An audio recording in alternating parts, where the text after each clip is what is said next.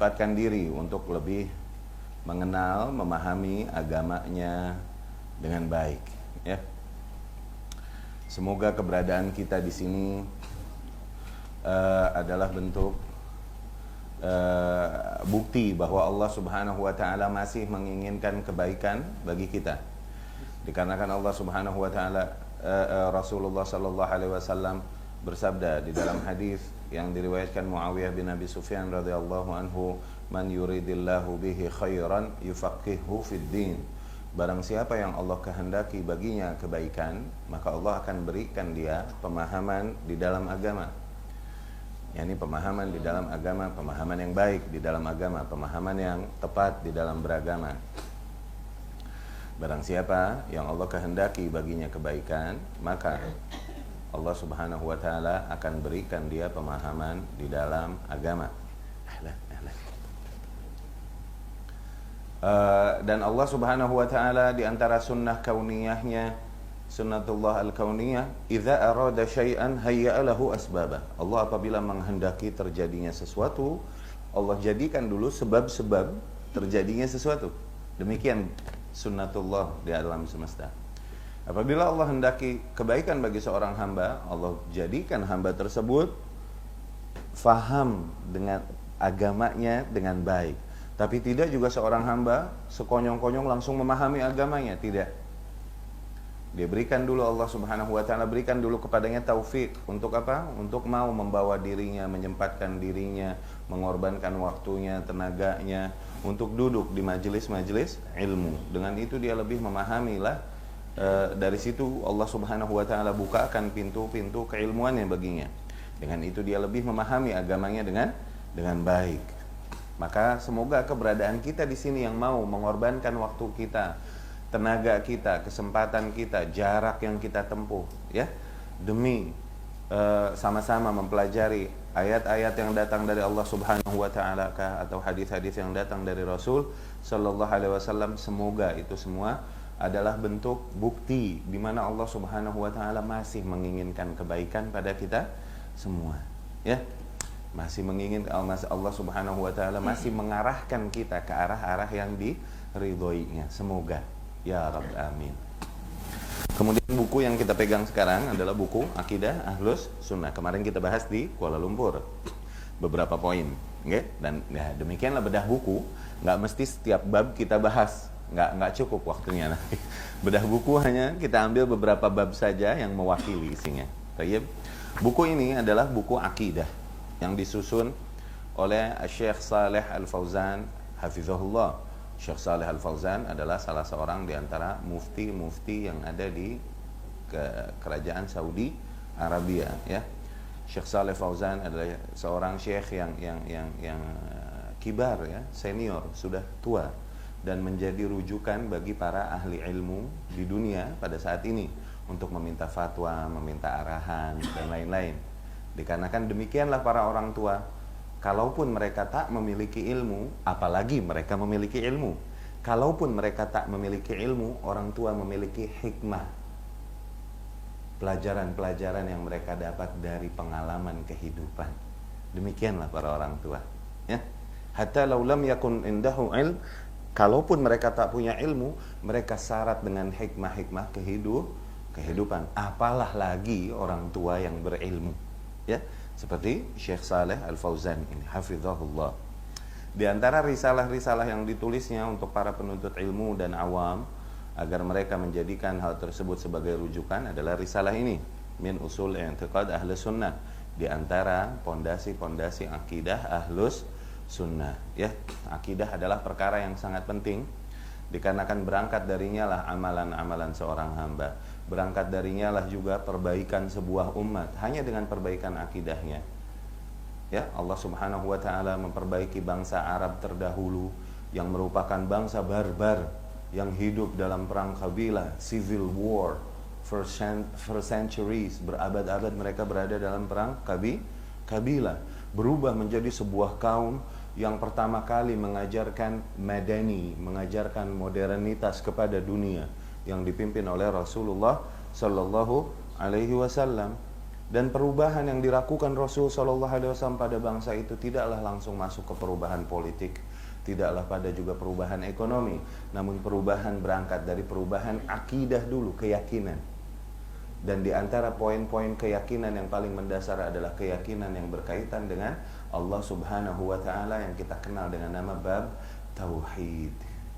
Ya, dengan perbaikan inilah hanya kita dapat memperbaiki diri, keluarga, dan kemudian dengan kesadaran berakidah inilah barulah sebuah bangsa akan Allah Subhanahu wa Ta'ala berikan padanya kemenangan, kejayaan. Allah Subhanahu wa Ta'ala janjikan hal itu. Wa'adallahu alladhina amanu minkum wa 'amilus shalihat la yastakhlifannahum fil ard.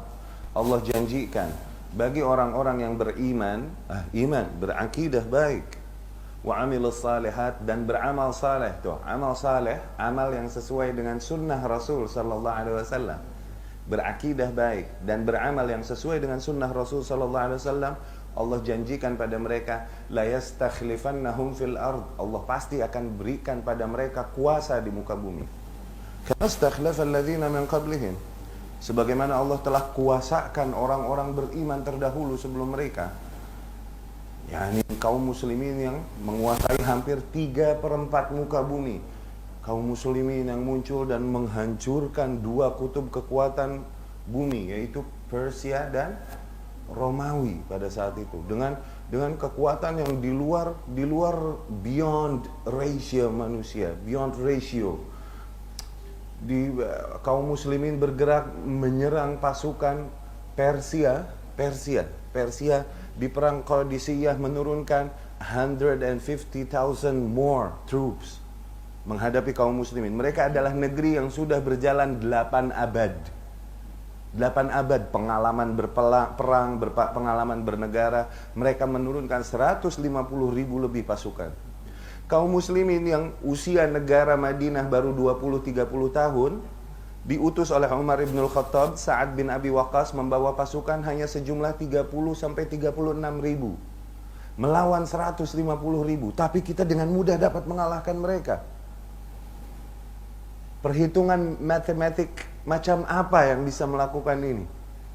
Kemudian perang Romawi, mereka Caesar, okay? Dia bertekad untuk membuat Abu Bakar Siddiq radhiyallahu anhu kapok dan tidak lagi mengirimkan pasukan-pasukannya ke negeri-negeri Syam yang di bawah kuasa kaum Romawi. Kata Caesar pada saat itu, dia berkata, La ursil, sungguh aku akan kirimkan kuda-kuda yang membuat Abu Bakar kapok, tidak akan mengirim lagi pasukan kaum muslimin ke negeri-negeri Syam. Abu Bakar berkata radhiyallahu anhu, kata Abu Bakar, Sa'ursil ilaihim tiryak wasawisi syaitan. Kalau begitu aku akan utus pada mereka sang perobek-robek angan syaitan. Seseorang yang memporak-porandakan angan-angan syaitan. Siapa? Khalid ibn Walid. Romawi mengirimkan 250,000 pasukan. Syuf, 250,000 pasukan. Kaum muslimin cuma bergerak berjumlah 30,000. Tapi ternyata Allah memenangkan kita atas mereka. Lihat. Dan tentunya persenjataan mereka lebih besar, lebih kuat. Inilah hal yang harus kita pelajari. Bahwa ikhwani rahimakumullah, demi Allah, kemenangan bukan pada jumlah. Kemenangan juga bukan pada power senjata. Kemenangan bukan pada jumlah pasukan. Lihat kaum muslimin terdahulu.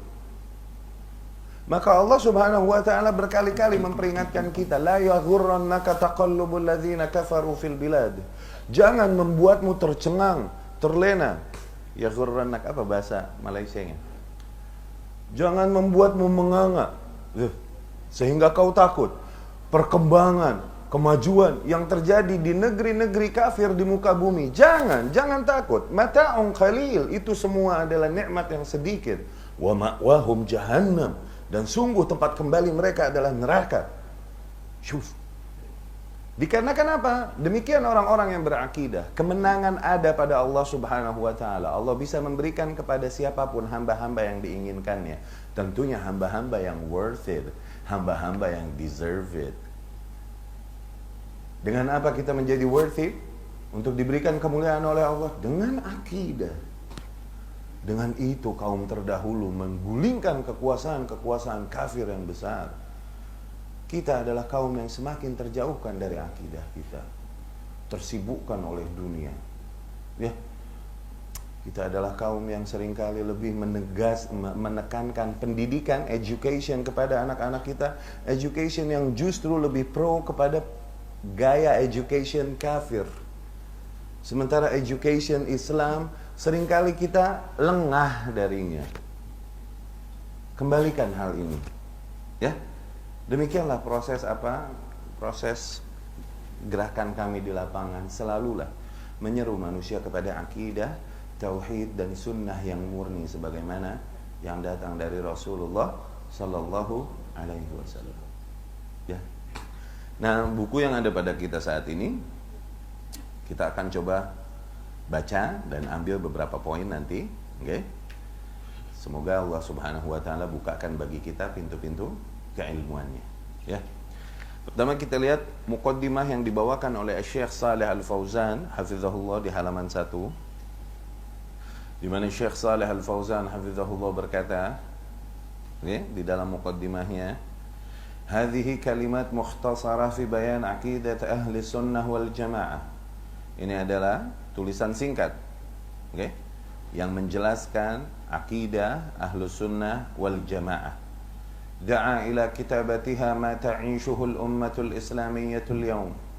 Yang menjadi faktor pendorong penulisan risalah ini adalah kondisi yang dialami umat Islam pada masa kini. Min tafarruq wa ikhtilaf, dari perpecahan-perpecahan, perselisihan-perselisihan. Yatamathalan fi kathrah al-firaq al-mu'asarah wal jama'at al-mukhtalifah, yang betul-betul tampak perpecahan dan perselisihan itu di dalam bentuk banyak terjadinya kelompok-kelompok dan mass organization Islam. Ini bentuk perpecahan. Kullun yad'u ila nihlati wa yuzakki jama'atah. Setiap kelompok menyeru kepada konsep mereka masing-masing dan merekomendasikan konsep mereka masing-masing. Hatta asbah al-muslim al-jahil fi hiratin min amrihi man yattabi'. Sehingga seorang awam di antara kaum muslimin, dia bingung mana yang mau dia ikuti, kelompok mana yang dia nak ikuti. Dia bingung. Semuanya punya dalil. Kemudian lebih jauh lagi, wa man yaqtadi wa asbah al-kafir alladhi yurid an yuslim la yadri ma huwa al-islam as-sahih. Bahkan seorang kafir yang mau masuk Islam, dia enggak tahu yang mana ya Islam yang sahih, Islam yang benar ni yang mana. Ya kan? Alladhi qara'a wa sami'a anhu. Islam yang dia pernah baca atau pernah dia dengar, dan kemudian dia baca tentang Rasul sallallahu alaihi wasallam dan para sahabat, pola hidupnya. Nah, Islam yang sesuai dengan yang dibawakan Rasul nih, yang ada pada kelompok mana? Bingung orangnya. Dikarenakan banyaknya perpecahan. Ya? Al-Islam alladhi mathalathu hayatu sahabah al-kiram wa intahajathu al-qurun al-mufaddalah. Mana Islam yang dipraktekkan oleh para sahabat radhiyallahu anhum yang mulia? Dan kemudian konsep Islam, mana konsep Islam, metode berislam yang diikuti oleh the best generations. Best generations ini al-qurun al-mufaddalah, yakni dari hadis Rasul sallallahu alaihi wasallam, Rasul bersabda, khairun nasi qarni. Okay? The best people is my generation. Thumma alladhina yalunahum, and then the next generation, sahabat, and then tabi'in. Thumma alladhina yalunahum. Kemudian orang-orang yang mengikuti mereka setelahnya, yakni tabi'ut tabi'in, 3 generasi awal. Ya. Wa inna ma yara al-Islam al-ghalib bidun musamma, kama qala ahad al-mustasyrikin, al-Islamu mahjub, yakni al-muntasibina ilayhi bidun ittisaf bihaqiqatih. La naqul al-Islam bil kulliyah. Sehingga seorang yang mau mencari Islam, entah dia seorang kafir yang mau masuk Islam, dia bingung Islam yang mana yang dia ikuti. Okay? Dia bingung kelompok yang mana yang harus dia ikuti. Dikarenakan yang dia lihat adalah umumnya kaum muslimin yang mempraktekkan Islam mereka, yang seringkali praktek kaum muslimin, daily activity mereka tidak menampakkan nilai Islam yang sesungguhnya, sehingga Islam yang sesungguhnya mahjub, terhijabi, tertutupi oleh praktik kaum muslimin sehari-hari. Oke? Sehingga ahad al-mustasyrikin, sehingga seorang mustasyrik yakni orientalis. Ia berkata, al-Islamu mahjub. Islam ini sesungguhnya telah tertutupi. Yani hakikat nilai-nilai Islam yang asli itu tidak tampak pada perilaku kaum muslimin umumnya. Tidak kelihatan. Nah? La naqul al-Islam bil kulliyah, tidak kita katakan Islam secara keseluruhan tertutupi, tidak. Dikarenakan Allah memang janjikan akan ada selalu satu kelompok yang menampakkan Islam yang benar, menyerukan manusia kepada Islam yang sahih sebagaimana datang yang dibawakan oleh Rasulullah sallallahu alaihi wasallam, al-Islam as-safi, the pure Islam yang belum polluted, belum terkena polusi. Akan selalu ada kelompok demikian. Dikarenakan itu adalah bentuk penjagaan Allah Subhanahu wa taala terhadap Al-Qur'an. Inna nahnu nazzalna dzikra wa inna lahu lahafizun. Sesungguhnya kamilah yang menurunkan Al-Qur'an dan sesungguhnya kamilah yang akan menjaganya. Dan bentuk penjagaan Allah Subhanahu wa taala terhadap Al-Qur'an akan selalu diadakan satu kelompok di antara manusia yang menjaga kemurnian Al-Qur'an, kemurnian sunnah Rasul sallallahu alaihi wasallam. Ya. Kemudian di beberapa halaman selanjutnya, lihat di halaman 3, Syekh Hafizahullah berkata, "Na'am, hiyal jama'ah allati qala anha Rasul sallallahu alaihi wasallam." Ya, satu kelompok itu yang senantiasa akan terus menjaga Islam adalah kelompok yang pernah disebutkan oleh Rasulullah sallallahu alaihi wasallam. Rasul bersabda, "La tazalu ta'ifatum min ummati." Akan senantiasa ada satu kelompok di antara umatku, yakni umat Islam banyak. Tapi di antara semua Islam tersebut akan ada satu kelompok alal haqqi zahirin, yang akan terus menampakkan kebenaran. La yadurruhum man khadhalahum. Mereka tidak gentar menghadapi orang-orang yang mengkhianati mereka, wala man khalafahum. Tidak juga gentar menghadapi orang-orang yang menentang mereka. Hatta ya'tiya amrullahi tabaraka wa ta'ala. Terus mereka bertahan di atas idealism Islam yang murni itu sehingga datang perintah Allah Subhanahu wa ta'ala wa hum ala dzalik, yani sehingga datang ajal mereka dan mereka masih berada di atas idealismnya. Wa min huna yajibu alaina ta'arruf ala hadhihi al-jama'ah al-mubarakah. Maka dari sini kita sadari kita wajib untuk mengenal jamaah mubarakah ini, kelompok yang diberkahi ini. Ya, allati tumathil al-Islam as-sahih, yaitu kelompok yang merealisasikan Islam yang sahih, Islam yang benar. Ja'alana Allahu minha. Semoga Allah Subhanahu wa taala menjadikan kita semua termasuk kelompok tersebut.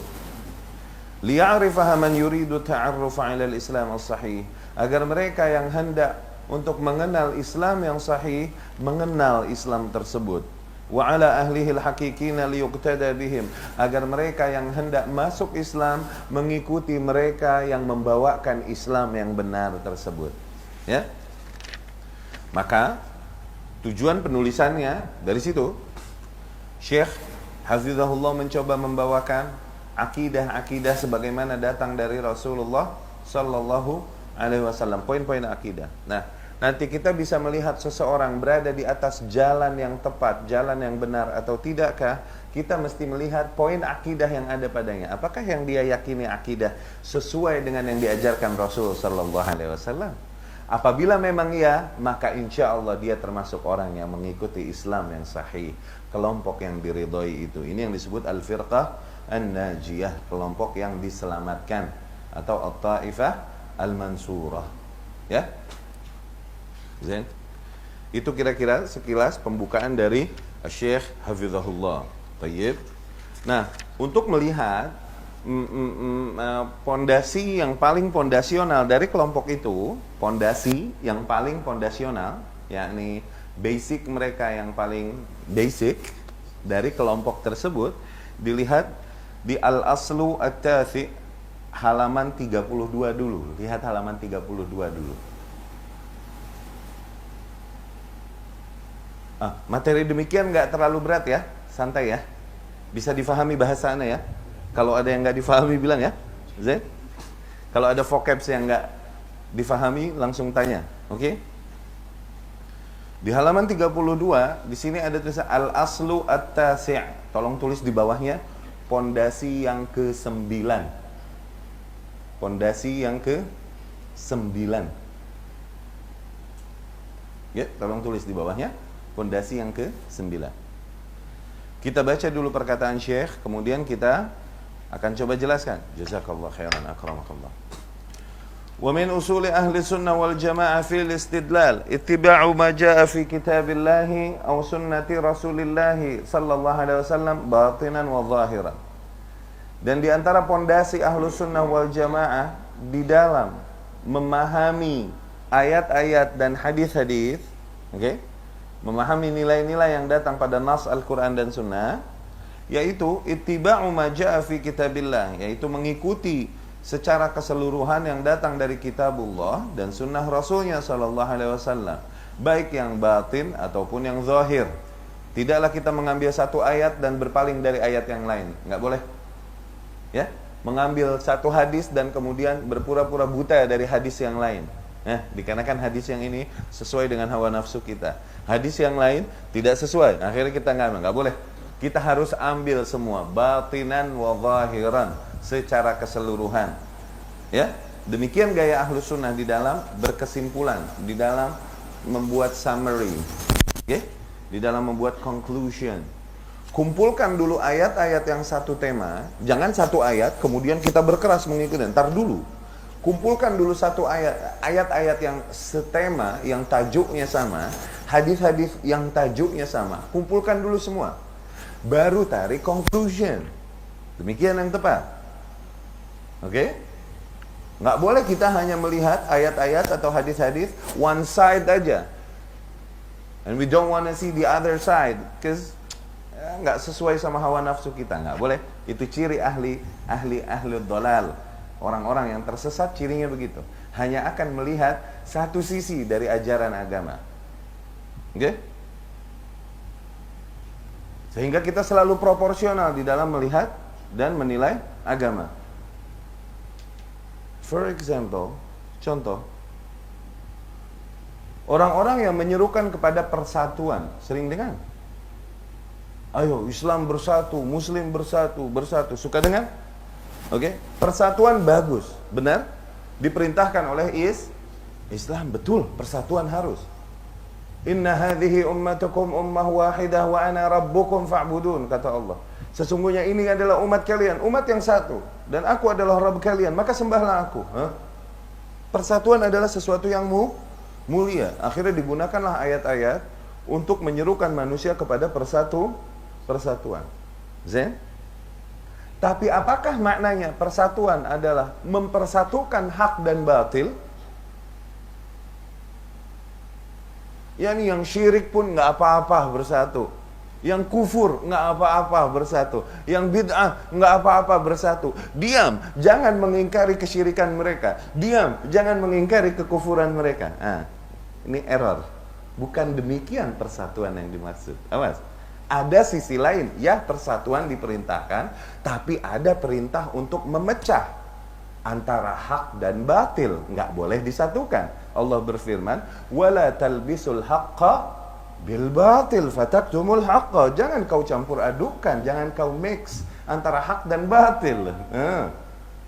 Jadi tidak dengan nama persatuan kita diam dari kebatilan, dari kesyirikan, dari kekufuran, dari kemungkaran, dari kebid'ahan. Nggak boleh, bukan demikian. Fahim? Dengan demikian kita memahami nilai-nilai Islam proporsional. Kenapa? Kita kumpulkan dulu ayat-ayat yang ada, baru tarik conclusion. Nggak boleh lihat hanya one side, kemudian kita conclusion. Nggak boleh. Akhirnya jadi keliru. Kesimpulan kita, summary kita keliru. Wrong, false. Rasulullah sallallahu alaihi wasallam dituduh memecah belah umatnya. Dituduh memecah belah umatnya. Para kaum musyrikin capek. Capek apa dah? Penat menghadapi Rasul sallallahu alaihi wasallam. Penat.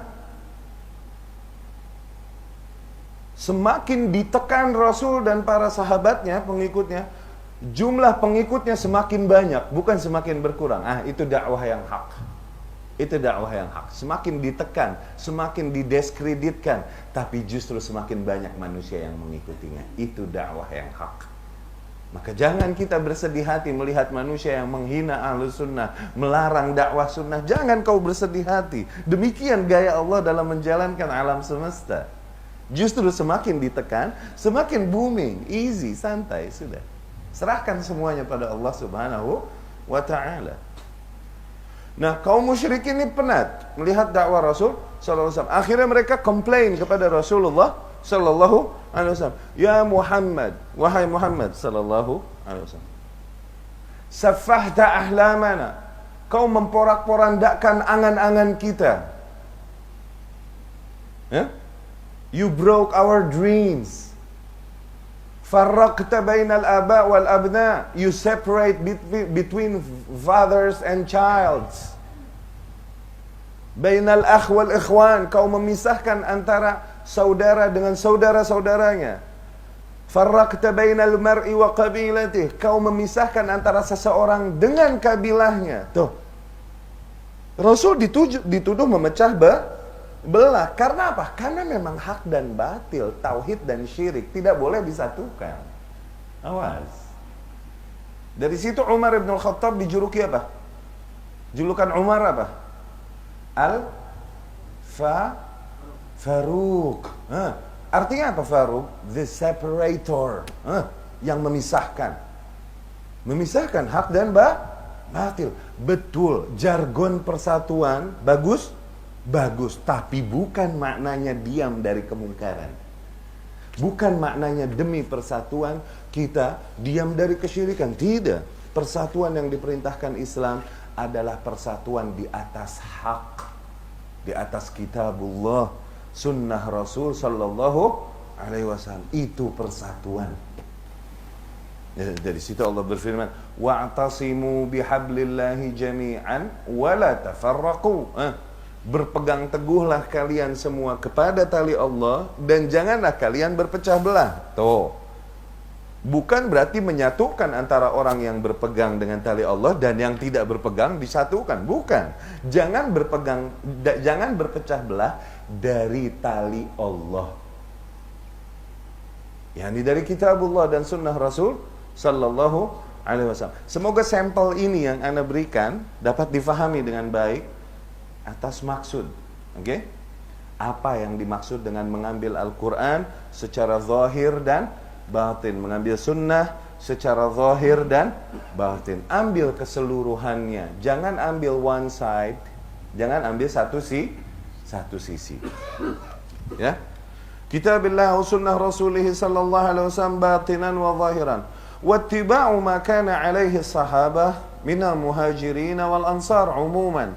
واتباع الخلفاء الراشدين خصوصا حيث أوصى النبي صلى الله عليه وسلم بذلك في قوله عليكم بسنتي وسنة الخلفاء الراشدين المهديين من بعدي. Ya, dan kemudian setelah mengikuti kitabullah dan sunnah Rasul sallallahu alaihi wasallam, kita mengikuti metode berislam ala sahabat radhiyallahu anhum. Kita berakidah sebagaimana berakidahnya para sahabat. Kita beribadah sebagaimana beribadahnya para sahabat. Secara umum muhajirin dan ansar. Secara khususnya khulafa ar-rasyidin radhiyallahu anhum. Dikarenakan Rasulullah sallallahu alaihi wasallam perintahkan demikian. Alaikum bisunnati wa sunnah al-khulafa ar-rasyidin al-mahdiyyin min ba'di. Kalian harus berpegang teguh kepada sunnahku dan sunnah para khulafa'ur rasyidin yang senantiasa mendapatkan petunjuk sepeninggalku. Ya, ini yang membuat Ahlus Sunnah beda dari yang lain. Yaitu apa? Memahami nilai-nilai yang datang dari kitabullah atau dari hadis-hadis Rasul sallallahu alaihi wasallam tidak liar, tidak. Kita hanya memahaminya dan mempraktikannya sesuai dengan pemahaman dan praktik yang datang dari sahabat radhiyallahu anhum. Kita lihat, apakah dulu sahabat mempraktikkannya demikian? Memahaminya as you see it, as you understand it. Ini yang membedakan ahlus sunnah dengan kelompok-kelompok lain yang menyimpang. Ikhwani rahimakumullah, perpecahan memang berat, di dalam hati berat. Tapi hak, kalaupun hati kita berat menerimanya, kita wajib menerimanya. Di antara kenyataan pahit yang Allah Subhanahu wa taala kabarkan melalui Rasulnya sallallahu alaihi wasallam dan akan terjadi pada umat ini,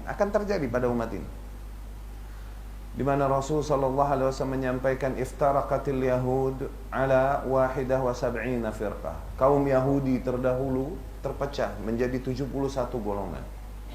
1 di surga, 70 di neraka. Dari 71, 1 yang di surga, 70 di neraka.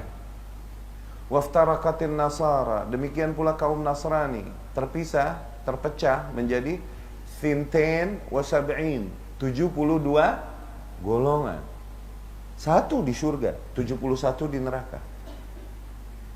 Dan kemudian Rasul berkata sallallahu alaihi wasallam, ini yang berat hati kita menerimanya. Walladzi nafsu Muhammadin biyadih, demi zat yang jiwa Muhammad berada di tangannya, yakni demi Allah, sataftarik hadhil ummah, umat ini, umat Islam akan pecah menjadi 73 kelompok. 72 finnar, 72 di neraka, wahidah fil jannah, cuman 1 yang di surga. Berat hati kita menerimanya.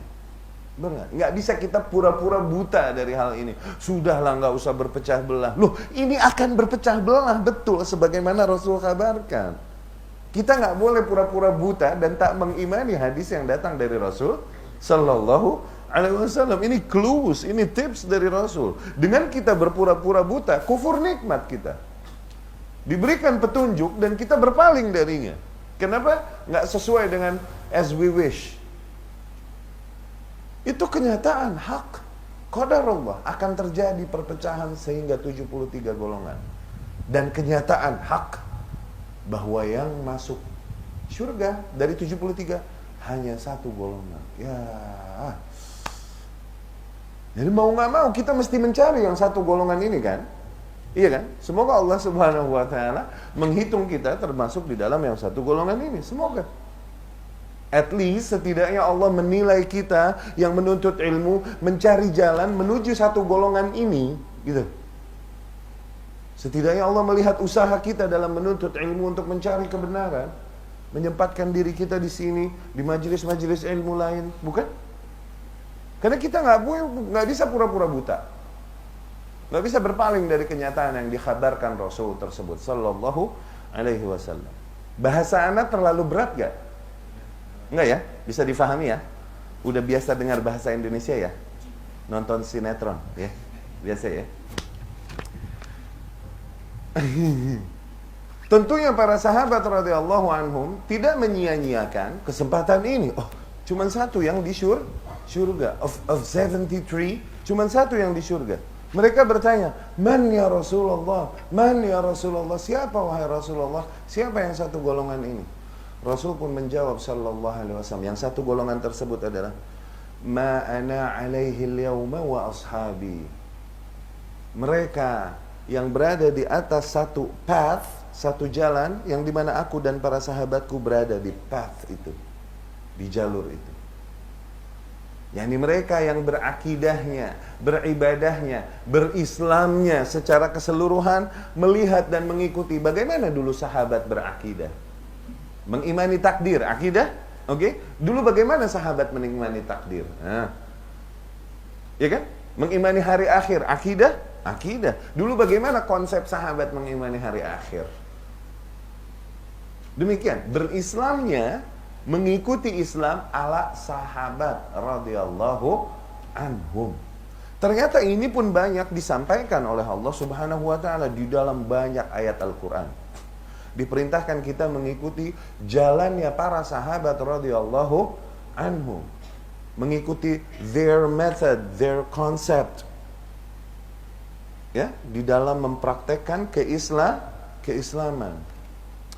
Allah Subhanahu wa taala berfirman, syuf, misal as-sabiquna al-awwaluna minal muhajirin wal ansar. Para kaum muslimin terdahulu, baik dari golongan muhajirin dan ansar.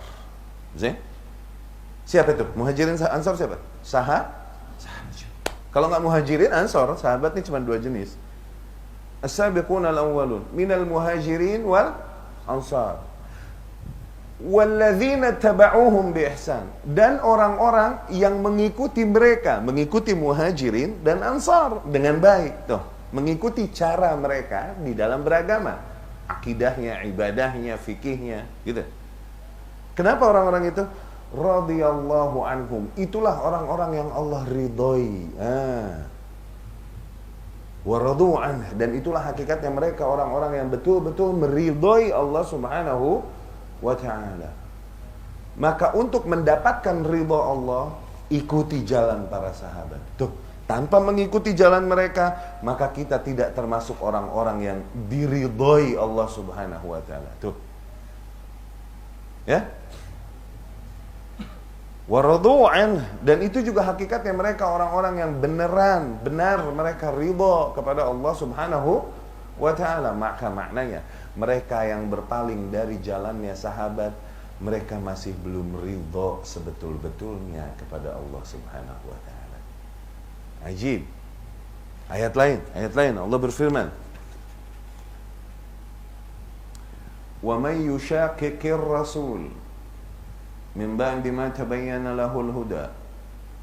Barang siapa yang menentang Rasul sallallahu alaihi wasallam setelah datang padanya petunjuk.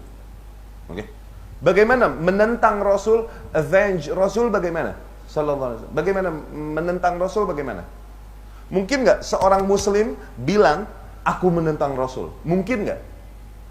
Nggak mungkin kan? Nggak mungkin. Maka menentang Rasul adalah begini. Rasul sallallahu alaihi wasallam mengerjakan A, tapi kau kerjakan B. Nah, itu menentang Rasul. Rasul sallallahu alaihi wasallam mengerjakan alif, tapi kau kerjakan ba.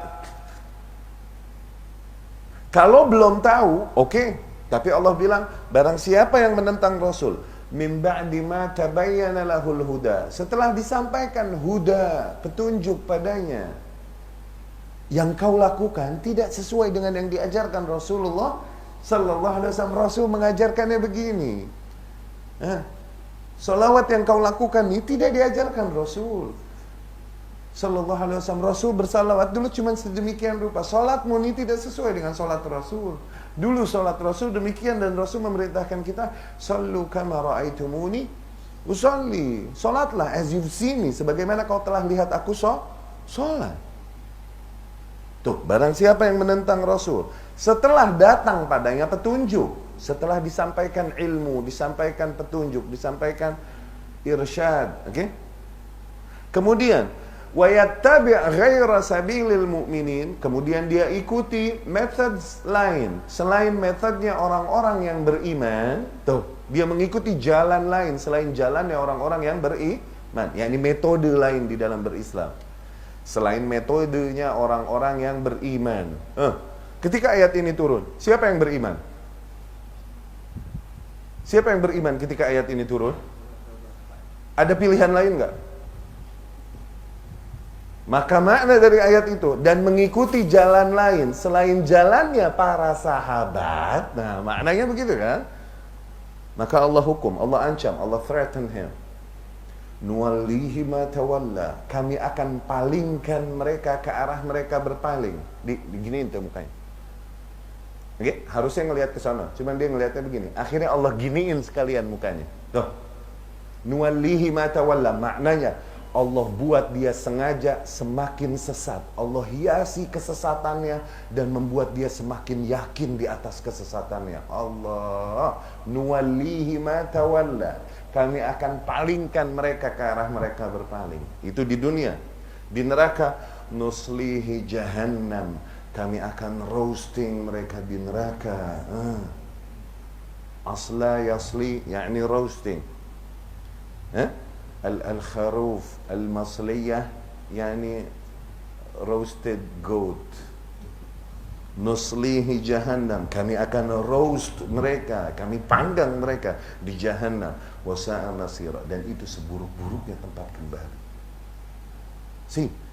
Maka of all dari 73 kelompok yang membedakan ahlus sunnah yang satu dengan 72 yang lain adalah semua kelompok akan bilang kami Quran hadis, iya tak? Semua akan bilang gitu tak? Iya gak? Yang membuat ahlus sunnah satu yang beda dengan 72 yang lain adalah, ya kami Quran hadis. Tapi Quran hadis itu tak liar kami fahami, kami praktekkan. Kami hanya memahami dan mempraktekannya sebagaimana dulu sahabat memahami dan mempraktekannya. Tuh, itu the main point, what made us so different dari yang lain. Oke? Okay? Kasih example ya.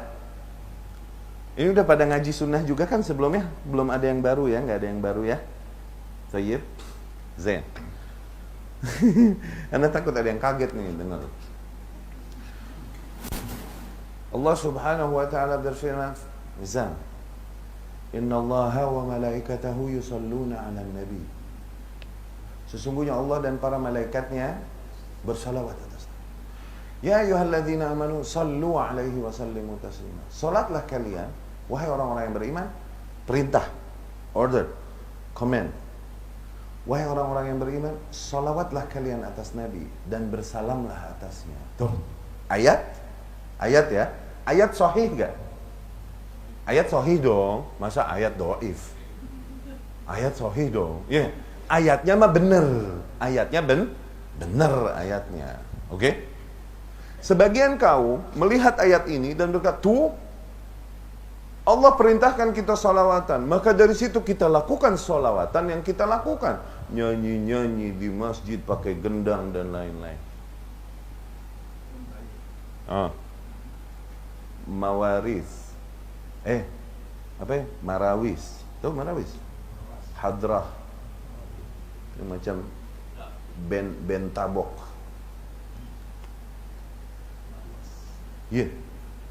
Solawat muter-muter, nyanyi-nyanyi. Jangan lakukan itu salah. Siapa bilang salah? Dalilnya, innallaha wa malaikatahu yusallun. Lihat. Kita ahlus sunnah, oke, Allah perintahkan salawat, ya berarti salawat mulia, bahkan Allah dan para malaikatnya bersalawat. Oke. Allah perintahkan sallu alaihi wa sallimu taslima. Bersalawatlah kalian atas Rasul dan bersalam. Oke? Ada perintah salawat. Tunggu dulu. Dulu Rasul salawatnya, sahabat salawatnya gimana? Gitu. Enggak kemudian liar, wild dalam memahami dan mempraktekkan nilai-nilai yang datang dalam Quran dan hadis. Oh, ternyata Rasul, ada yang bertanya seorang sahabat kepada Rasulullah sallallahu alaihi wasallam, "Ya Rasulullah, qad alimna kaif nusallim alaik." Ya Rasulullah, kita telah tahu bagaimana bersalam atasmu. Ya Rasulullah, sallu alaihi wasallimu taslima, kan? Salawatlah dan bersalamlah. Qad alimna kaif nusallim alaik. Kita sudah tahu bagaimana bersalam kepadamu, wahai Rasulullah. Yani kalau ketemu bilang assalamu alaikum salam. Wa kaifa nusalli alaik. Adapun bersalawat atasmu ya Rasul, bagaimana? Rasul pun sallallahu alaihi wasallam sakat qalilan, Rasul diam sejenak. Kemudian Rasul berkata, "Qul," katakan, "Allahumma salli ala Muhammad wa ala ali Muhammad kama sallaita ala Ibrahim wa ala ali Ibrahim innaka Hamidum Majid. Allahumma barik ala Muhammad wa ala ali Muhammad kama barakta ala Ibrahim wa ala ali Ibrahim fil alamin innaka Hamidum Majid." Oh, sholawat tuh begitu. Ini yang kita baca di tasyahud. Di atahiyat tuh. Oke. Itu namanya sholawat tamah, sholawat yang sempurna. Zain. Adapun sholawat biasa, yang umum, yang common, yang biasa, yang general, adalah sebagaimana para sahabat ketika menyebut nama Rasul, mereka bilang sallallahu alaihi wasallam. Atau mendengar nama Rasul disebut, mereka bilang sallallahu alaihi wasallam. Atau redaksi apapun, Allahumma salli wa sallim alaihi. Sallallahu alaihi wa ala alihi wasallam. Tuh, begitu deh. Biasa aja sahabat. Apakah mereka mengajarkan sholawat dengan cara yang kau lakukan, bernyanyi-nyanyi, beramai-ramai dengan mic, muter-muter. Ini yang membuat satu kelompok itu begitu beda dari yang lain. Semua bilang Quran dan hadis, iya tak? Oke? Kita Quran dan hadis, kita Quran dan hadis. Tapi memahaminya tidak liar. Kita hanya memahaminya sebagaimana para sahabat radhiyallahu anhum memahaminya. Tentunya dia buat begitu ada hujah-hujah tertentu. Ya itu tadi, hujahnya itu. Yang mereka begitu. Yang apa? Yang mereka yang buat selain daripada yang ahli sunnah tadi. Iya. Dia buat pusingan genang. Iya. Tentu dia punya hujah. Ya ini lagi cerita hujah mereka apa? Kenapa kau lakukan itu? Mengapa kau sholawatan demikian? Mereka akan katakan hujahnya, Allah berfirman, Innallaha wa malaikatahu yusallun. Itu hujahnya. Cara mereka memahami Al-Quran demikian. Kalau kita katakan, apakah Rasul lakukan seperti yang kau lakukan? Mereka tahu tidak. Apakah sahabat Abu Bakar melakukan seperti yang kau lakukan? Umar, Utsman, Ali. Mereka tahu. Apakah Rasul SAW merayakan ulang tahunnya? Tanya itu. Apakah sahabat merayakan ulang tahun Rasul SAW? Birthday of Rasul? Tanya itu. Ya semua mengaku cinta Rasul. Semua Muslim mencintai Rasulullah Sallallahu Alaihi Wasallam. Ini yang membuat kita beda dari yang ya cinta. Tapi apakah kemudian kita liar menerapkannya, merealisasikannya? Begitu. Sallallahu alaihi wasallam. Semoga dapat difahami. Ini pondasi yang paling fondasional. Semua nilai yang datang dari Al-Quran, dari hadis, oke? Kita lihat authenticity-nya dulu. Kemudian kita lihat bagaimana sahabat radhiyallahu anhum dulu memahami dan mempraktekkannya. Demikianlah kita mengikuti mereka. Ini satu kelompok dibanding 72. Nanti setiap poin di hal-hal yang sifatnya akidah ini yang berkaitan dengan keyakinan, kita memahami dan membuat summary-nya dengan metode ini. Di fikih kita memahami dan membuat summary-nya dengan metode ini, dengan konsep ini, memahami Al-Quran dan hadis dengan pemahaman dan praktek sahabat radhiyallahu anhum salafus saleh. Zain? Ini pondasi yang ke-9. Kenapa Anda dahulukan poin yang ini? Kenapa? Karena ini yang paling esensial, yang paling mendasar. Nanti semua poin yang ada ini berangkat dari konsep ini. Dari mana kita menyimpulkannya? Dari konsep ini. Ya? Tayyib. Kemudian kita teruskan, ikhwani rahimakumullah. Dilihat di yang pondasi pertama, Al-Aslul Awal di halaman 5.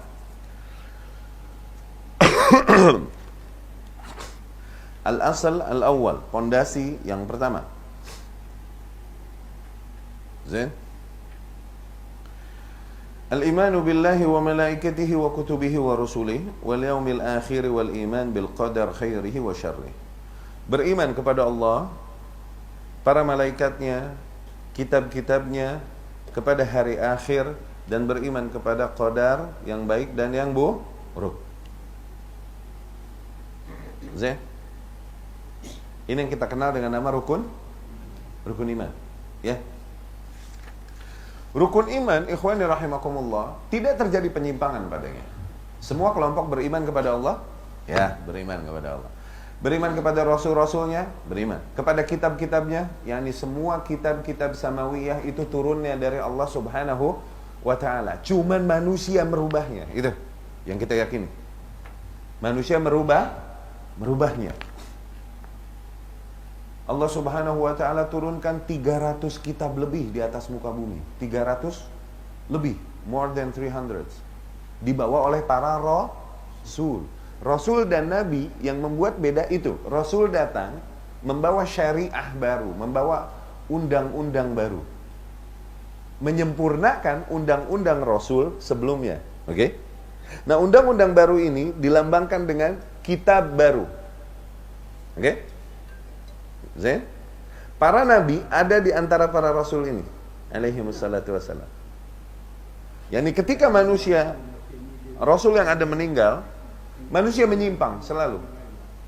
Manusia menyimpang, yakni mereka yang mengaku mengikuti Rasul tersebut menambah-nambahkan, innovate agama Rasul tersebut, membuat hal-hal baru yang tidak diajarkan, ibadah-ibadah, akidah-akidah yang tidak diajarkan Rasul yang ada pada saat itu sallallahu alaihi wasallam. Nah, disitulah fungsi Nabi datang setelah Rasul tersebut. Nabi ini menyeru manusia kepada kemurnian syariat sebagaimana diajarkan oleh Rasul yang ada sebelumnya, begitu. Terus Nabi ini, okay? Nabi tidak pernah hilang satu zaman dari seorang Nabi. Mati satu Nabi, muncul Nabi baru. Mati satu Nabi, muncul Nabi baru. Selalu begitu. Okay? Fungsinya menyeru manusia kepada kemurnian agama Rasul sebelumnya. Tuh, ini para Nabi. Berabad-abad kemudian baru muncul Rasul baru lagi dengan kitab baru menyempurnakan syariat sebelumnya. Begitu selalu. Itu fungsi Rasul dan Nabi. Jadi bedanya Rasul dan Nabi, ada yang bilang Rasul wajib nyampein, Nabi nggak wajib nyampein. Salah. Nggak mungkin seseorang Allah angkat jadi Nabi kemudian tidak wajib untuk menyampaikan. Itu mustahil.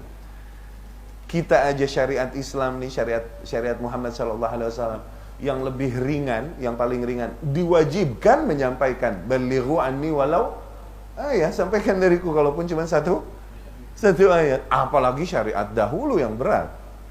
Masa tidak wajib menyampaikan nabinya? Nggak mungkin. Bukan itu pembedanya. Titik beda antara Nabi dan Rasul adalah Rasul datang dengan buku baru, dengan syariat baru. Nabi datang tidak dengan buku baru, hanya menyeru manusia kepada kemurnian ajaran Rasul yang diutus sebelumnya. Begitu. Selalu setiap zaman. Jumlah Nabi ada jumlah Rasul ada 300-an. 300-an lebih. Berarti ada 300 buku. Rasul terakhir siapa? Sebelum Muhammad sallallahu alaihi wasallam, Rasul terakhir siapa? Isa alaihi salam. Tuh, Isa Rasul apa Nabi? Rasul. Tapi setelah Isa tidak ada Nabi. Dulu setiap Rasul meninggal ada Nabi kan? Setelah Isa alaihi salam tidak ada Nabi di muka bumi selama more about 6 centuries, 6 abad. Sampai muncul Muhammad sallallahu alaihi wasallam. Nah, 6 abad ini, this 6 centuries, okay, ini yang dibilang fase jahiliyah. Jadi fase jahiliyah adalah fase di mana muka bumi kosong dari Nabi, kosong dari Rasul for about 6 centuries. Itu era jahiliyah namanya. Sampai muncul Muhammad sallallahu alaihi wasallam. Nah, Nabi Muhammad sallallahu alaihi wasallam meninggal. Terjadi nggak pada syariat Nabi Muhammad sebagaimana terjadi pada syariat sebelumnya? Kaum yang mengaku mengikuti Nabi Muhammad membuat-buat akidah-akidah, ibadah-ibadah baru. Terjadi nggak? Terjadi kan? Sebagaimana syariat sebelumnya. Tapi setelah Nabi Muhammad tidak ada Nabi. Dulu ada Nabi yang menyerukan manusia kembali kepada the purity of their syariah, iya kan? Tapi setelah Nabi Muhammad, no Nabi. Setelah Rasulullah, lalu siapa yang menyeru kembali kepada the straight path? Okay? Siapa? Ulama. Para ulama. Rahimahumullah ahyan wa aman. Dari situ Rasul bilang al-ulama warathatul anbiya. Ulama itu pewaris para nabi. Kenapa tak pewaris Rasul? Kalau Rasul bawa kitab baru, ulama tak bawa kitab baru. Tapi pewaris tugas nabi menjelaskan agama yang sebenarnya, yang sahih itu kepada manusia. Itu. Ya. Oke, kembali. Kitab ada 300-an. Ibnu Qayyim al-Jauziyah rahimahullah bilang 300-an kitab ini terangkum di dalam 3 syariat inti, 3 kitab besar, yaitu Zabur, Taurat, Al-Ahdu Al-Qadim nih, Old Testament, perjanjian lama, sama Injil, Bible, New Testament, perjanjian baru, Al-Ahdu Al-Jadid. Ini merangkum yang ratusan tersebut. Nah, 3 kitab ini terangkum lagi di dalam satu kitab penutup terakhir, yaitu Al-Quranul Karim. Tuh, kita udah summarize all the kitab. Iya kan? Al-Quran terangkum lagi di dalam satu surat, yaitu Al-Fatihah. Maka yang dibilang Ummul Kitab, Ummul Quran, ibunya Al-Quran. Maknanya surat-surat yang lain adalah penjabaran panjang lebar dari apa yang Allah globalkan di Al-Fatihah. Al-Fatihah terangkum lagi di dalam satu ayat, Iyyaka na'budu wa iyyaka nasta'in. Ajib. Kalam Ibnul Qayyim Jauziyah rahimahullah. Beriman kepada kitab, semua beriman, semua kelompok. Beriman kepada para malaikat, beriman kepada kitab-kitab, beriman kepada hari akhir. Nah, tapi di rukun iman yang terakhir, yaitu beriman kepada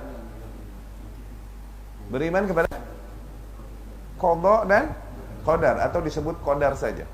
Nah, di sini terjadi penyimpangan. Di sini terjadi infidelity. Penyimpangan terjadi di rukun iman yang terakhir, yaitu apa? Beriman kepada takdir. Sebagian kaum muncul dan berkata, tidak ada takdir sama sekali. Tuh. Sehingga mereka berkata bahwasanya Allah tak tahu perkara-perkara yang terjadi sebelum hal itu terjadi. Tuh, Allah tidak menentukan itu terjadi. Ini kelompok yang dibilang Qadariyah.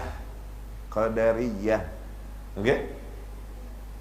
Sebagian kaum di kutub satunya bilang, oh, semua telah Allah takdirkan. Kalau macam tuh, untuk apa lagi kita berusaha, berikhtiar? Tak usah ikhtiar. Wah, ini salah juga. Ini dua kutub berseberangan dan dua-duanya ngaco. Dua-duanya salah. Oke? Ahlus sunnah, salah satu ciri intinya selalu di tengah. Nah, ini jadi kaidah. Al-haqqu wasatun bainar radhilatain. Hak itu selalu perkara yang di tengah di antara dua kesesatan. Hak itu selalu perkara yang adanya di tengah di antara dua kesesatan. Selalu. Contohnya di kasus Qadar ini, Ahlus Sunnah di tengah. Oke? Di antara satu kelompok yang bernama Qadariyah, satu kelompok bernama Jabriyah. Pernah dengar? Jabriyah. Oke? Pembahasannya. Kaidah-kaidah mengimani qadar dalam kita, di dalam kaidah akidah Ahlus Sunnah. Yang perlu dikuasai muslim, yang perlu diketahui muslim untuk mengimani qadar. Ini rukun iman, bro. Bahaya. Kita nggak beriman sama qadar, nanti amal soleh kita sebesar apapun tidak diterima oleh Allah Subhanahu wa ta'ala. Bahaya itu. Yahya bin Ya'mur rahimahullah bersama kawannya pada saat itu, Abdurrahman ini tabi'in, Abdurrahman, ana lupa nama tabi'in. Mereka datang dari Basrah, dia mau mampir ke Madinah. Mereka berkata, kalau kita ketemu sahabat di antara sahabat Rasul sallallahu alaihi wasallam, nanti kita tanya sama mereka. Kita tanya sama mereka tentang apa yang dikatakan manusia sekarang tentang qadar. Ya, ini lagi booming, lagi trend. Satu kaum berkata qadar tak ada. Gitu. Mereka mau tanya langsung sama sahabat yang masih hidup. Fawuffiqa lana Abdullah ibn Umar. Ternyata kebenaran kita ketemu sama Abdullah ibn Umar ibn al-Khattab radhiyallahu anhu. Nah, kita tanya. Faktanaftuhu ana ahaduna an yamini wal akhar an shimali. Kita pun memepet Abdullah bin Umar, salah satu di kiri, salah satu di kanannya. Kemudian aku bertanya kepadanya, ya Aba Abdurrahman, wahai Abu Abdurrahman, yakni Abdullah bin Umar, innahu dhahara qibalana unasun, sesungguhnya muncul di negeri kita satu kaum, yaqra'una al-Quran, begitu mereka kuat baca Quran, wa yatakaffaruna al-ilm, begitu mereka sering menggali-gali ilmu. Yakni zahirnya seolah-olah kaum yang mencintai Al-Quran dan untukmu. Walakin yazam alla qadar. Tapi mereka bilang bahwasanya takdir tak ada. Wa annal amra unuf, dan bahwasanya semua perkara ini terjadi begitu saja. Al-unuf yakni musta'naf, yakni sudden. Tiba-tiba jadi begitu saja, nggak ada yang mentakdirkannya. Abdullah bin Umar berkata radhiyallahu anhu, "Idza laqid haula," apabila kau bertemu dengan mereka, akhbirhum annahum bura'a'um minni wa anni bari'um minhum. Katakan pada mereka bahwasanya mereka berlepas diri dariku, aku pun berlepas diri dari mereka. Wallahi law kan li uhudihim mithla uhudin dhahaban thumma anfaqahu fi sabilillah. Demi Allah, kalau mereka punya emas sebesar gunung Uhud, kemudian mereka sodakohkan di jalan Allah, maqabilallahu minhu, Allah tak terima sedikit pun jadi pahala. Hatta yu'mina bil qadar, sehingga dia beriman dulu kepada takdir Allah. Bahayanya nih, kepleset masalah takdir sampai begitu. Zen? Nah, maka kaidah-kaidah mengimani takdir yang diyakini ahlus sunnah perlu dilihat. Mengimani takdir ada 4 level. Oke? Yang pertama kita mesti al-ilm. Kita tahu dulu al-ilm. Al-ilmu. Yani Allah zat yang maha tahu. Allah zat yang maha tahu. Tak ada yang luput dari pengetahuan Allah. Di dalam hal ini kita meyakininya Allah ya'lamu ma kan wa ma yakun wa ma sayakun wa ma lam yakun kaif law kan yakun. Allah mengetahui semua hal yang telah terjadi, sedang terjadi, akan terjadi, dan yang belum terjadi nanti terjadinya seperti apa, Allah maha tahu. Sudah. Enggak terjadi kalau Allah tentukan tidak terjadi, begitu kan? Allah maha tahu. Nih yang pertama apa? Ilmu. Yani keilmuan Allah yang sempurna. Tuh, level 1. Next. Baru al-kitabah, penulisan. Allah perintahkan kepada qalam. Qalam nih apa? Pulpen, pena. Perintahkan kepada. Ini di hadisnya Ibnu Abbas radhiyallahu anhu. Awwalu ma khalaqallahu al-khalqa al-qalam. Makhluk pertama yang Allah ciptakan itu al-qalam, pena. Kemudian Allah berkata kepada pena, "Uktub," tulis. Pena pun berkata, "Madza aktub ya Rabbi?" Apa yang aku tulis wahai Rabbku? Allah berkata, "Uktub ma huwa kain ila yaumil qiyamah." Tulis semua hal yang akan terjadi sampai hari kiamat. Ditulislah oleh pena di kitab yang ada di sisi Allah. Kitab ini namanya Lauhul Mahfuz. Lauhul Mahfuz. Tuh. Ditulis semua kejadian di alam semesta, ditulis. Tidak ada yang luput. Kalaupun cuma sehelai daun yang jatuh, pasti tertulis.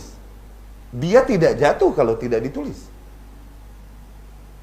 Oke? Nggak ada yang luput. Kabiran wa saghiran, baik peristiwa-peristiwa besar, hancurnya sebuah negara, perangnya 2 umat, atau bencana alam yang mematikan manusia, ini peristiwa besar. Atau peristiwa kecil, baik cuman angin yang berhembus membawa butiran-butiran pasir, tertulis di Lauhul Mahfuz, detail. Zain? Yang pertama apa? Ilmu Allah yang sempurna, perfect. Zain? Kemudian al-kitabah, penulisan. Setelah penulisan baru al-masyiah, kehendak. Allah berkehendak. Perhatikan. Ada 2 kehendak Allah. 2 kehendak Allah, 2 macam kehendak Allah. Ada iradah atau masyiah. Dibilang iradah atau masyiah, ya.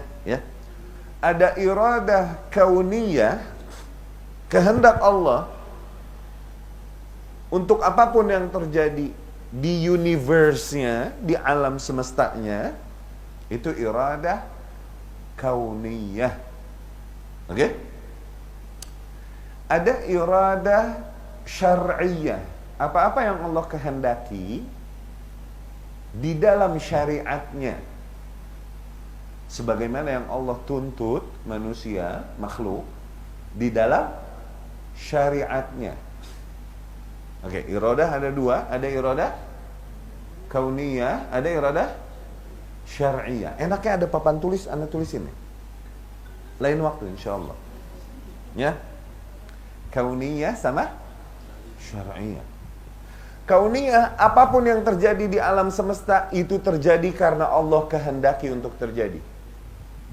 Mau bad, mau good, terjadi dia, berarti Allah kehendaki itu untuk terjadi. Mau Allah cintai, Allah tidak cintai, tapi Allah kehendaki untuk terjadi, maka terjadilah. Dengan segala hikmahnya. Tuh. Ini iradah kauniyah. Iradah yang kedua, iradah apa? Syar'iyah. Iradah syar'i yang Allah tuntut pada para makhluknya. Yang sesuai dengan syariatnya, nilai-nilai syariatnya. Allah ingin agar para makhluknya beriman kepadanya. Dari situ Allah perintahkan mereka untuk beriman, iya kan? Allah turunkan kitab, Allah utus rasul, iya kan? Karena apa? Allah ingin agar hamba-hambanya beriman. Allah ingin hamba-hambanya beramal saleh, diperintahkan beramal saleh. Allah ingin agar hamba-hambanya meninggalkan kemungkaran, dilarang kemungkaran oleh Allah. Ini iradah syar'iyah. Nah, perhatikan lagi. Bisa jadi sesuatu, oke, Allah kehendaki untuk terjadi di iradah kauniyahnya, tapi tidak sesuai dengan iradah syar'iyahnya. Iradah syar'iyah, Allah kehendaki semua makhluk beriman, iya kan? Dari situ Allah utus Rasul pada mereka, begitu kan? Tapi iradah kauniyahnya, Allah kehendaki Abu Bakar beriman. Allah kehendaki Fir'aun kafir. Abu Jahal, Abu Lahab kafir. Kenapa mereka? Berarti Allah kehendaki mereka untuk kafir. Apakah Allah meridhoi kekafiran maknanya? Bukan. Bisa jadi Allah menjadikan sesuatu, kalaupun Allah tidak mencintainya. Bisa jadi. Kenapa kalau gitu? Dengan segala hikmahnya.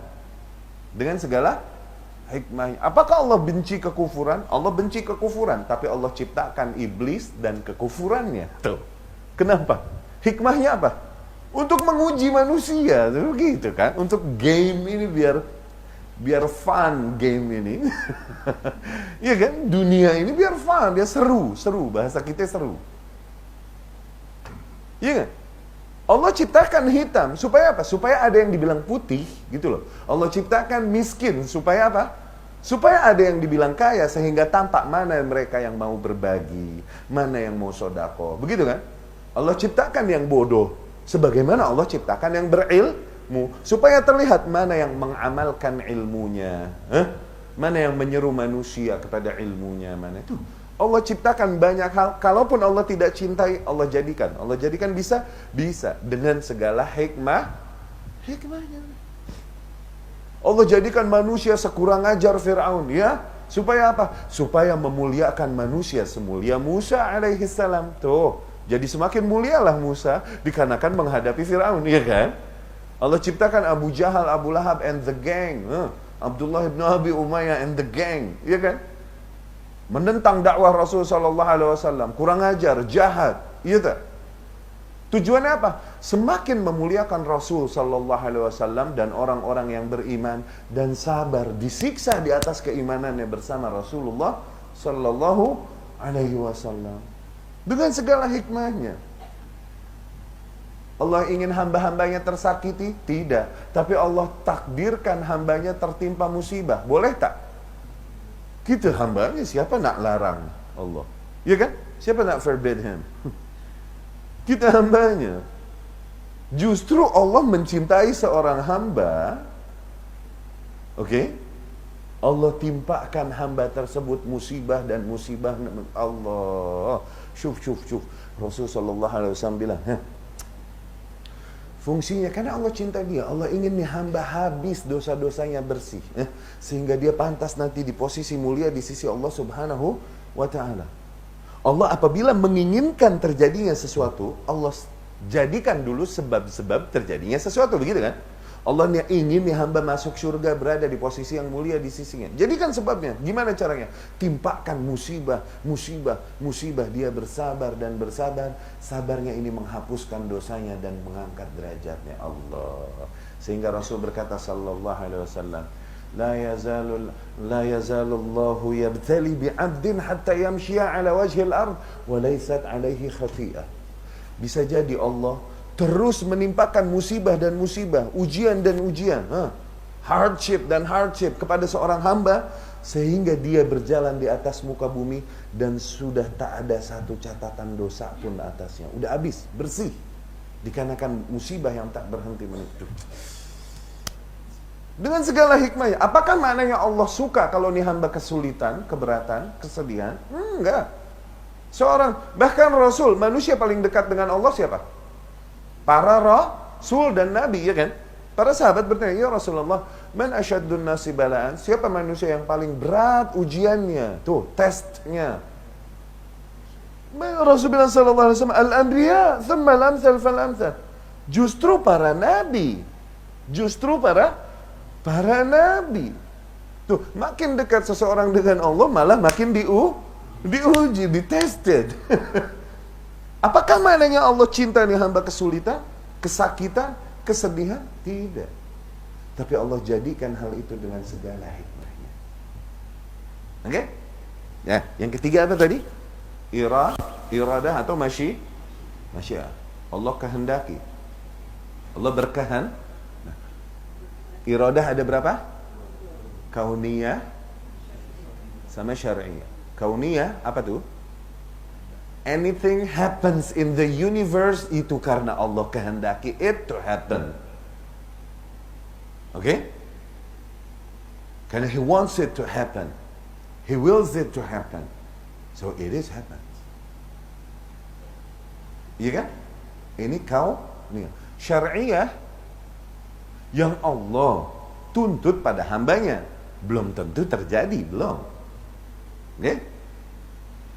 Nah, iradah syariah nih poin lagi, awas. Kauniyah dan syariah bertemu pada satu titik. Seorang hamba yang beriman dan beramal saleh. Dah. Contoh Abu Bakar Siddiq radhiyallahu anhu. Misalnya, oke? Allah inginkan iradah kauniyah. Allah inginkan makhluk-makhluknya untuk beriman. Iya tak? Iya kan? Iradah syar'iyah. Allah inginkan makhluknya untuk beriman. Ternyata di alam semestanya Allah pun kehendaki Abu Bakar untuk beriman. Maka beriman ada tuh. Maka pada diri seorang Abu Bakar berkumpul iradah kauniyah dan iradah syar'iyah. Begitu ya? Allah kehendaki hamba-hambanya untuk beriman. Ini iradah syar'iyah. Tapi ternyata Fir'aun Allah kehendaki untuk jadi kafir. Tuh. Ini iradah kauniyah. Awas, jangan kusut. Kapan kauniyah, kapan syar'iyah. Nah, kita berada di sini menuntut ilmu. Iradah apa? Kenapa?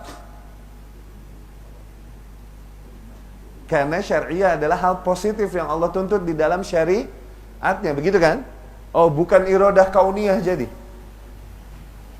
Kita bisa di sini berarti Allah inginkan kita untuk jadi di sini kan? Maka keberadaan kita di sini itu nyambung antara kauniyah dan syariah. Allah ingin banyak hamba yang datang ke sini, Allah ingin. Tapi ternyata si fulan nggak bisa, si fulan tuh Allah kehendaki si fulan nggak bisa datang. Allah kehendaki si fulan nggak bisa datang. Allah kehendaki Reza bisa datang. Allah kehendaki Akhi Hanan bisa datang. Tuh, berkumpul padanya iradah kauniyah dan syar'iyah. Allah kehendaki Abah dari Singapura datang, Umi Nani datang. Berkumpul pada kita syar'iyah dan kauniyah. Tuh. Jadi syar'iyah dan kauniyah bertemu pada seorang hamba yang melakukan amal saleh. Tuh. Iradah syar'iyah dan kauniyah terkumpul pada gathers in himself. Dapat difahami ya? Ini terlalu berat nggak sih? Enggak kan ya? Santai ya, easy ya. Ya. Oke. Take a deep breath. Tadi udah berapa? Pertama, tahap takdir apa? Tadi al-ilm, ilmu Allah yang sempurna. Kemudian al-kitabah, yakni apa? Penulisan di mana? Di Lauhul Mahfuz. Setelah itu al-masyiah atau al-iradah, ya, kehendak. Wa ma yasha' yakun wa ma lam yasha' lam yakun. Apapun yang Allah kehendaki pasti terjadi. Apapun yang tak Allah kehendaki maka tak terjadi. Ini di alam semesta. Yang keempat nih, terakhir. Al-khalq. Mulailah penciptaan. Allah mulai menciptakan alam semesta. Allah mulai menciptakan universe. Oke? Allah mulai menciptakan langit 7 lapis, bumi 7 lapis. Allah menciptakan bulan, matahari, itu mulai penciptaan. Tadinya semua nggak ada nih, nggak ada makhluk. Tahapannya ini. Nah, lagi kata Rasul Sallallahu Alaihi Wasallam. Yang terakhir apa? Mike? Oh, 5 minutes? More? Oh. Asar ya? Asar, iya. Anu udah siap 2 jam lagi nih. Apa lagi ngomong apa lupa deh tuh. Apa? Yang terakhir apa? Al-khalq. Syuf al-khalq. Perhatikan. Antara al-khalq dengan al-kitabah nih, penulisan, dengan mulai penciptaan alam semesta, jaraknya, oke, the distance 50.000 tahun. 50.000 tahun. Fahim? 50.000 tahun Wallahu a'lam. Rasul bilang 50.000 sana qabla an yakhluqas samawati wal ard. Kataballahu maqadiral khalaiq. Allah menuliskan takdir-takdir para makhluk bi 50.000 sana, 50.000 tahun sebelum Allah mulai menciptakan universe. 50.000 tahun no, bro. Goban. Kalau kata Cina nih di Jakarta, goban. Kalau 50 kan gocap. 500 gope. Tuh, 50.000 goban. 5 juta gocau. Oh. Bahasa Cina selama. Zen? Lagi, sedikit lagi Unggu ya. Oke, dikit lagi. Tanggung nih takdir soalnya. Kalau pulang nanti to be continued, keder. Apa beda qada dan qadar? Qada dan qadar.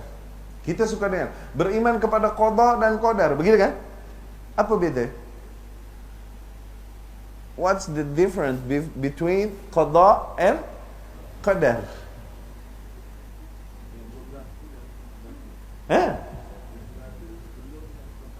Bukan. Barakallah fiqh, tapi at least you tried. Barakallah fiqh, barakallah fiqh.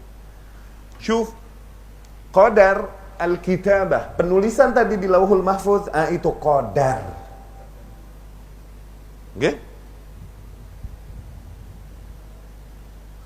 Qada, ketika poin yang dituliskan di Lauhul Mahfuz, oke? Ini poin udah tertulis 50.000 tahun sebelum terjadi alam semesta, oke? Aneh ngambil air. Tuh, takdir gak nih? Takdir ya? Nggak terjadi, kalau nggak ditakdirkan nggak terjadi, udah. Iya kan? Terjadi aneh. Tuh, 50.000 tahun yang lalu udah dituliskan aneh ngambil air. Tuh, poin, 1 poin.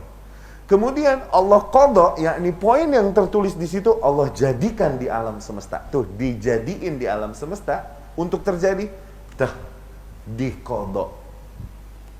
Qada adalah ketika merealisasikan poin yang tertulis di Lauhul Mahfuz, tuh di qada. Pada dasarnya beda tuh, qada dan qadar begitu. Tapi umumnya nanti di dalam penggunaannya dibilang qadar termasuk qada, dibilang qada termasuk qadar. Dapat difahami ya?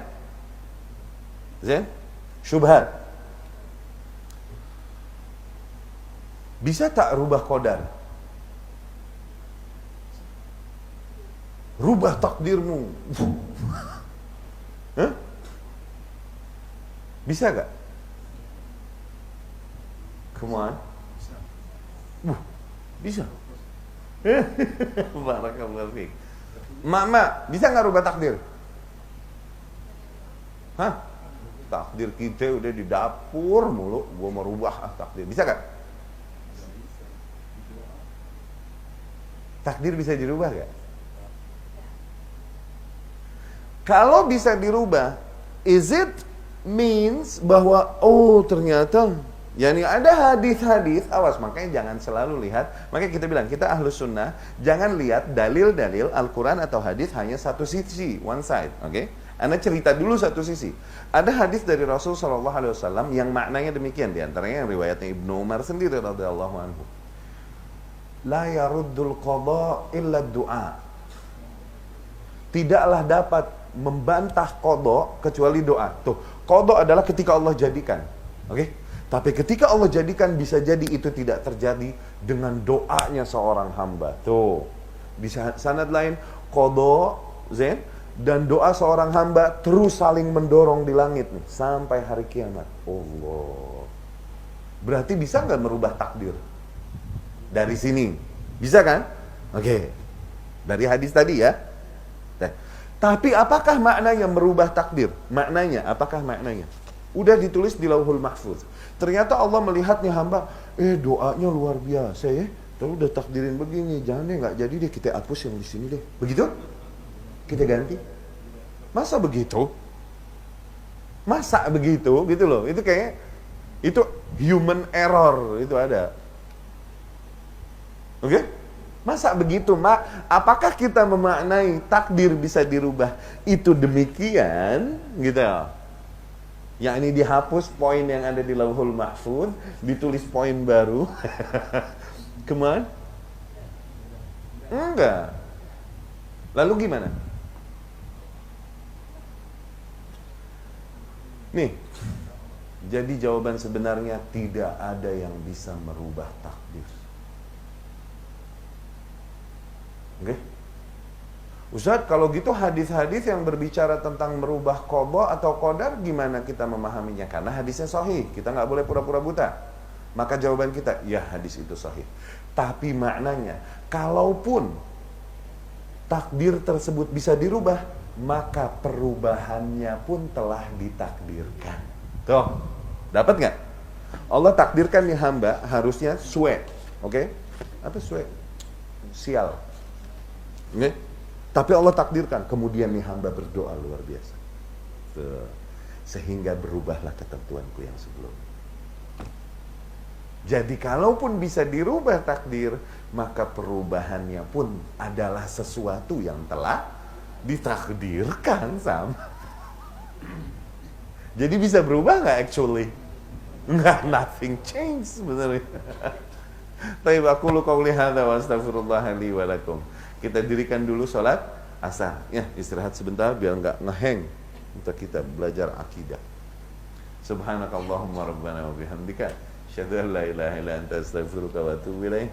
Assalamualaikum warahmatullahi wabarakatuh.